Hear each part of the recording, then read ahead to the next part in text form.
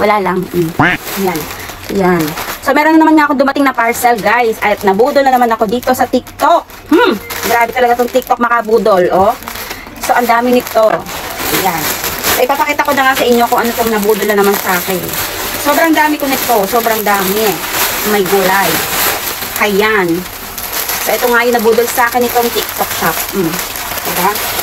Budol na budol ako. Grabe. Oversized t-shirt to, guys. Then, one size lang. O, pwede rin pang babae. Pwede rin pang lalaki. Ayun. So, ganyan siyang kalaki.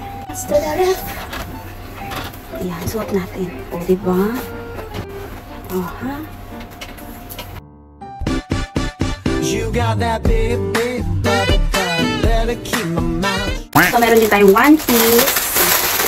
Then, ito. Iba-iba kasi nabili ko. Ito si Blackpink, Lisa. Ito si Jordan. Then, ito, Hello Kitty na Terno.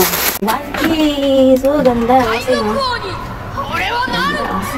Oh, diba? Ganda yun. Dapat tawag mo siya sa Pink Lisa. Ganda nyo. Sino? Tili-tili ko na. Oh, diba? Ganda yun. Oh, maya, ano? Manila 23. Chicago Bulls. Oh, diba? Ganda. Oh, sa mga mahilig mag-basketball are ganda, oh. Pwede rin itong pang babae, pwede pang lalaki. Yan. Yan. Hanggang tuhod yung short na din. And yung t-shirt niya is ganun din. Kasize din ng mga oversize. Yan, nabili ko lahat. Siyempre, ilalagay ko yung link nito sa yellow basket. Kaya, ko pinaflex sa inyo. Diba? Ayan. O, diba? Kaya kung gusto niyo rin ng ganito, guys, alam nyo na. I-click nyo yung yellow basket. Marami kayong design na pagpipilian dyan. Siyempre, check out nyo na din, diba?